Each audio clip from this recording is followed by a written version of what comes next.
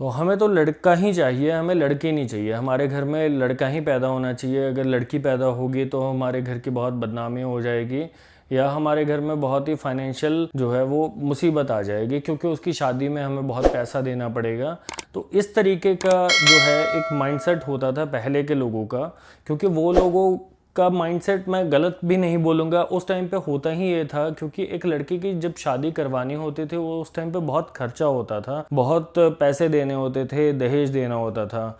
मगर अब scenario change हो गया है। अब आज की डेट में अगर हमें किसी लड़की की भी शादी करानी है तो वो लड़की भी बहुत ही पढ़ी लिखी होती है, कैपेबल होती है, तो उसको दहेज देने की ज़रूरत नहीं पड़ती है। मगर फिर भी आज की डेट में बहुत सारे लोग हैं जो गांव में रह रहे हैं या शहर में रह रहे हैं, मगर उनकी मेंटालिटी जो है वो आज भी पिछड़ी है। बिल्कुल ही उनकी मेंटालिटी ऐसी है कि आज भी उन्हें लड़के की ही चाहत है।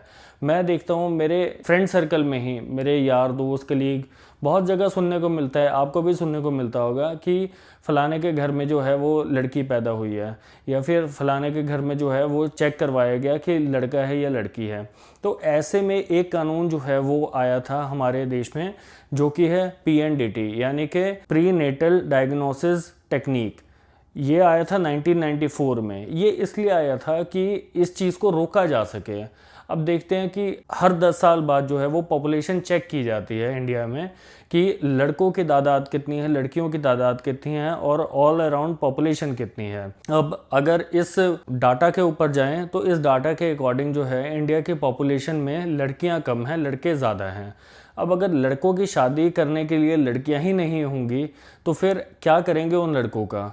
वो लड़के आज भी घर में बैठे रहेंगे। तो वो यहाँ पे इस लॉ के लिए लेके आए थे कि अगर लड़कियां और लड़कों की तादाद सेम ना हुई तो एक अनबैलेंस सा हो जाएगा सोसाइटी में। तो इस लॉ के अकॉर्डिंग जो है वो आप किसी भी प्रेग्नेंट लेडी का सेक्स डिटर्मिनेशन नहीं करवा सकते उसके बच्चे के लिए, कि आप उसमें पता लगा सके कि वो पल रहा बच्चा जो है वो लड़का है या लड़की है। मगर बहुत सारे लोग हैं आज भी शहर में रहते हैं, इवन कि अब्रॉड में भी रहते हैं, जो इंडिया से बिलोंग करते हैं। तो उनका माइंडसेट आज भी यही है कि हमें तो लड़का ही चाहिए, हमें लड़की नहीं चाहिए, क्योंकि लड़की एक लाइबिलिटी है।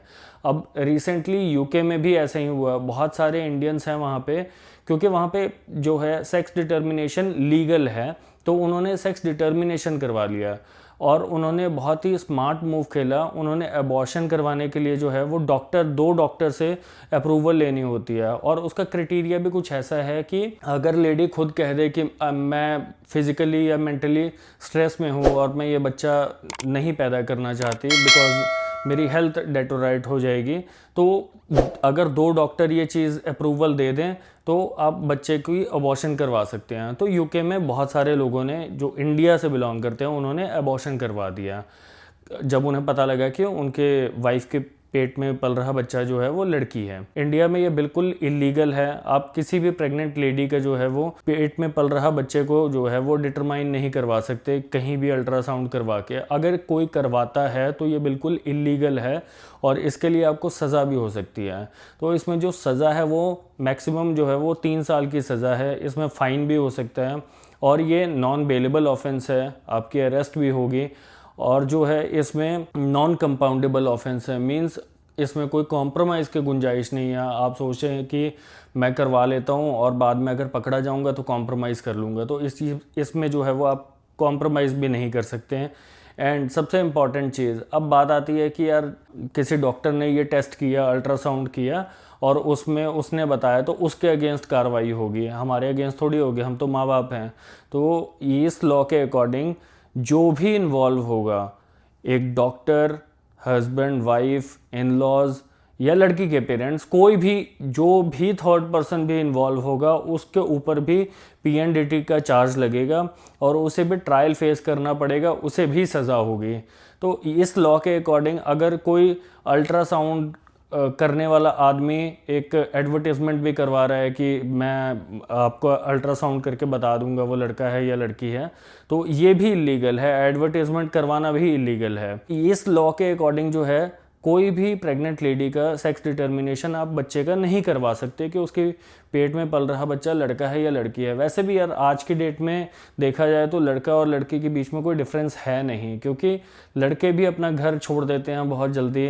जब उनकी पढ़ाई ख़त्म होती है तो वो लोग अपना घर छोड़ देते हैं, कोई जॉब के लिए अपना घर छोड़ देता है, कोई स्टडीज़ के लिए अपना घर छोड़ देता है। और सिमिलर जो है वो लड़कियों के लिए भी है, लड़कियां भी या तो अपने जॉब के लिए घर छोड़ देती हैं या उनकी शादी हो जाती है तो वो घर छोड़ देती हैं। तो अब कोई खासा डिफरेंस है नहीं, लड़कियां भी पढ़ी लिखी हैं, अच्छे जॉब उनको मिल रही है, अच्छी जगह पे वो काम कर रही हैं, पैसे कमा रही हैं, तो दोनों बराबर हैं। मगर आज की डेट में भी बहुत सारे लोग हैं जो बहुत ही छोटी मानसिकता के हैं और वो लोग जो है अपना प्रेग्नेंट लेडीज़ का जो है वो सेक्स डिटर्मिनेशन करवाते हैं उसके बच्चे का कि वो बच्चा लड़का है या लड़की है। तो ये लॉ जो है बहुत ही स्ट्रिक्ट है, आपको बहुत ध्यान देना चाहिए। और अगर आपको कोई फोर्स करता है ये सब करवाने के लिए तो इसको कंप्लेंट करें, FIR करवाएं और उसके खिलाफ जो है वो कानूनी कार्रवाई करें। अगर ये वीडियो आपको अच्छी लगी तो प्लीज़ मेरे चैनल को लाइक कीजिए, सब्सक्राइब कीजिए और कमेंट करके बताइए कि ये वीडियो आपको कैसी लगी।